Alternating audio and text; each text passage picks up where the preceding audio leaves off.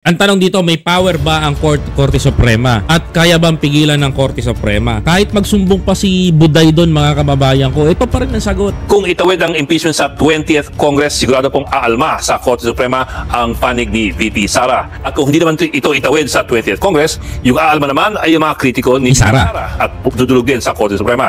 So ang sunod na tanong, meron bang kapangyarihan ang Korte Suprema na makialam sa issue ng impeachment trial? Oh, mga DDS, makinig kayo ha. Meron pinagmamalaki yung Korte Suprema. May karapatan ba silang makialam, mga kababayan ko? The biggest question na pinananatili ng mga DDS sa utak ng mga mamamayan na ipapakorte daw nila lahat, mga kababayan ko, wag lang daw ma-impeach si Sara.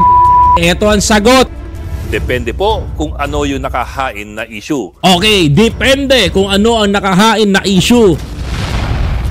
Plunder, threat, terrorism. Hoy, nabanggit ko na yung iba ha.